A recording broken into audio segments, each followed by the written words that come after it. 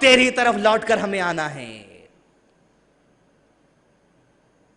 فرعون کے دربار میں موسیٰ علیہ السلام پہنچے، جیسا اللہ تعالیٰ کی طرف سے معجزہ ڈالے، پورے جادوگر اسلام قبول کر لیے۔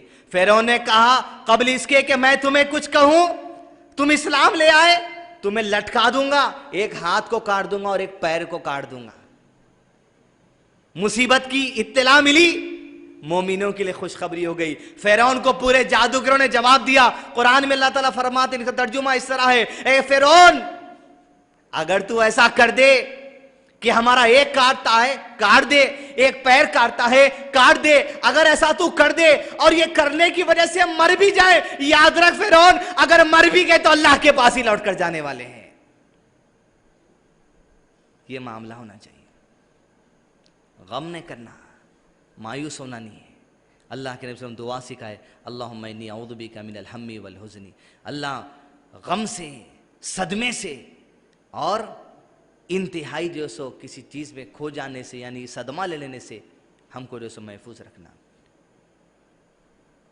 الیکشن آ رہے ہیں، 3 مہینے سے مسلمانوں کو پریشان کر دے رہے ہیں، موذی کے نام سے ڈرا رہے ہیں۔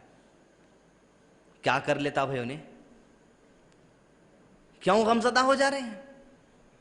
یہ میڈیا کا کھیل ہے جو آپ کے سامنے بات آ رہی، انہیں اگر بن گیا تو، انہیں اگر بن گیا تو، ارے انہیں بن گیا تو بن دو، ہم کو کیا کرنا ہے صاحب؟ ظلم و شدت کے معاملے میں اس کے باپ گزر گئے، فرعون گزر گیا، ظلم و شدت کے معاملے میں جو سو نمرود گزر گیا، ظلم و شدت کے معاملے میں بڑے بڑے لوگ گزر گئی گزران، جھوپڑی نہ مکان، کچھ نہیں ہے آج، انہیں بھی گزر جاتا، بنتا، بننے دیو، خواہش پوری کرنے دو اس کو۔ ہم کیا کرنا صاحب؟ غمزدہ نہیں ہونا، پریشان ہونا، کچھ ہونے سک والا نہیں ہے۔ اللہ کے نبی صلی اللہ علیہ وسلم کہ صحابہ پہ جب مصیبتیں آتی تو اللہ کے نبی صلی اللہ علیہ وسلم نے فرمایا صحابہ غمزدہ مت کرو، غمزدہ مت ہو، اس لیے کہ تم سے پہلے ایمان والے تھے، ایسی آفتیں گزری کہ ایمان لانے کی وجہ سے ظالموں نے ان کے جسم کو آرے سے چیر دیا اور ان کے جسم کو لوہے کی کنگھی سے نوچ دیا۔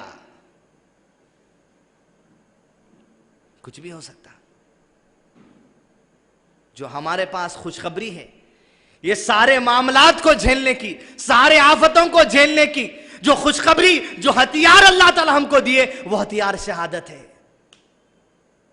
وہ ہتھیار شہادت ہے۔ چاہے جو بھی ہو جائے، حسبنا اللہ و نعم الوکیل۔ ڈرانے والے ڈراتے رہیں گے، ہمارے پاس قرآن ہے، ہمارے پاس نبی صلی اللہ علیہ وسلم کا اسوہ ہے۔ لوگ بولنے والے بولتے رہیں گے، جاتے والے جاتے رہیں گے، بننے والے بنتے رہیں گے، آنے والے آتے رہیں گے۔ جس کو بننا ہے بننے دیو، اور جس کو اللہ بنائے گا انہیں بنے گا۔ اللہ ہی تھا جو فرعون کو بادشاہ بنایا، اب اس کو پی ایم اگر بن رہا تو کیا بڑی بات ہے؟ انشاءاللہ بنے گا تو نہیں، بن بھی گا تو کچھ کر لیتا بھی نہیں انشاءاللہ۔ اور الیکشن آ رہا، ذرا سیاسی حالات پہ بھی نظر رہنا، ووٹ نہیں ڈالنا، وہی نہ ڈالنا، ووٹ ڈالنا حرام ہے، یہ یہ نئے نئے جو سو باتاں بنا کے لانا نہیں۔ ووٹ ڈال کے یہاں کوئی حاکم کو نہیں بنا رہے، کوئی ایم ایل اے ہوں گا، کوئی ایم پی ہوں گا، اس کے عمل اس کے ساتھ، لیکن آج مسلمانوں کو ووٹ ڈالنا بہت ضروری ہے۔ کس وجہ سے؟ بنیادی وجہ یہ کہ آج پارلیمنٹ کے اندر جہاں پر 500 چلر سیٹ ہوتی ایم پی کی، اس پارلیمنٹ کے اندر مسلمانوں کے خلاف میں، اسلام کے خلاف میں کوئی بھی بیل پیش کیا جا سکتا، کوئی بھی منظوری کی جا سکتی ہے کہ فلاں کر دو، مساجد میں اذان جو سو بند کر دی جائے، فلاں اس طرح کا معاملہ کر دیا جائے، حج ہاؤس کو بند کر دیا جائے، حج سبسڈی کو بند کر دیا جائے، کچھ بھی بل پیش کیا جا سکتا ہے، پاس کر دیا جا سکتا ہے۔ اگر مسلمان نمائندے پارلیمنٹ کے اندر نہیں ہوں گے، کوئی بھی بل پاس ہو جا سکتا۔ آج ووٹ اگر ڈالنا ہے تو کسی کو ووٹ میں لانے کے نہیں، آج اگر ووٹ ڈالنا ہے آپ کو تو ایک مسلمان نمائندے کو پارلیمنٹ کے اندر کھڑانا ہے کہ صاحب اگر اسلام کے خلاف میں، مسلمانوں کی دینی آزادی کے خلاف میں اگر کوئی بھی بل پارلیمنٹ میں آئے گا، آپ حیدرآباد کی طرف سے آواز اٹھانا۔ اور آواز اٹھ رہی، اس بات میں الحمدللہ کوئی دو رائے نہیں ہے۔ حیدرآباد میں جو اللہ سبحانہ وتعالی ایک جماعت دیے، میرا اشارہ جس کی طرف آپ سمجھتے ہیں، اس جماعت کو قوی کرنا ہے، اس وجہ سے کہ پارلیمنٹ میں ہماری نمائندگی ہونا، کیوں؟ اس لیے نمائندگی ہوگا نا کہ اسلام کے خلاف کوئی بھی اگر بل آئے اس بل کے خلاف ایک مسلمان اٹھ کے آواز اٹھائے کہ یہ بل اسلامی شریعت کے خلاف ہے.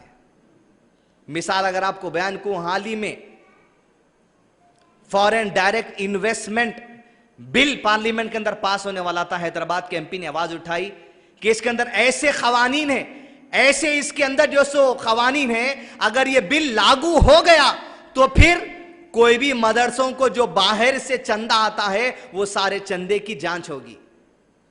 آواز اٹھائے ہمارے ایم پی حیدرآباد کے اور کہا کہ یہ انتہائی نامناسب بات ہے، اس لیے کہ پہلے مدارس کو آپ ہی نے اجازت دی باہر سے چندہ لینے کی، اور اب وہی چندوں کے اوپر آپ جو سو تحدیدات باندھنے والے ہیں. خبردار. اس طرح کے کئیوں معاملات ہیں جن سے ہم بے ہوش ہیں. ایسے کئی معاملات آ سکتے ہیں. لہٰذا ایک منظم ایم پی ہمارے پاس سے پارلیمنٹ میں جائے، اس کی بھرپور کوشش کرنا چاہیے. نام لے کے ہم کو بولنے کی ضرورت نہیں ہے. جس کے پاس بولنے کی طاقت ہے، جس کو اللہ تعالیٰ حکمت دیا، اور جو اسلام کے خلاف اٹھنے والے ہر بل کی مخالفت کرے، ایسے آدمی کو پارلیمنٹ بھیجانا ہماری ذمہ داری ہے. لوگ بولیں گے ووٹ نہیں ڈالنا، یہ نہیں کرنا، یہ سب پھٹے درخواستیں سائیڈ میں رکھیے. حکومت جب بنیں گی اسلامی حکومت، وہ تو بننے کے ٹائم بننا ہے. آپ 273 ایم پی پارلیمنٹ میں لا لو، اسلامی قانون پاس کر لو، کوئی آپ کو روکنے والا نہیں. 273 آپ لا لو، آپ جو قانون پاس کرنا ہے پاس کریے. لہٰذا غمزدہ ہونے کی ضرورت نہیں ہے. عنوان یہی ہے کہ اللہ کے نبی صلی اللہ علیہ وسلم کے حالات بخار میں چند اہم نصیحتیں، یہی باتیں آج ہم نے حاصل کی، جس کا اہم لب لباب یہی ہے: غمزدہ نہیں ہونا ہے، غمگین ہونا نہیں ہے، انتہائی فکر مند ہونا نہیں ہے، صدمہ کسی چیز کا لینا نہیں ہے. حسبنا اللہ و نعم الوکیل. حالات کا جائزہ لیتے رہنا ہے اور احتیاط اپنی جگہ ہم کو کرنا ہے. عمل کرتے ہوئے جو سو آگے بڑھتے جانا ہے. جب موت آئے گی تو اللہ کے قریب ربنا افرغ علینا صبرا وتوفنا مسلمین. اللہ جب تک زندہ رکھ، ایمان پہ زندہ رکھ میرے رب، اور جب موت دے تو ایمان کے ساتھ ہم سب کو، ہمارے والدین کو اور ہم سب کو موت دے. ربنا هب لنا من ازواجنا وذرياتنا قرة اعین واجعلنا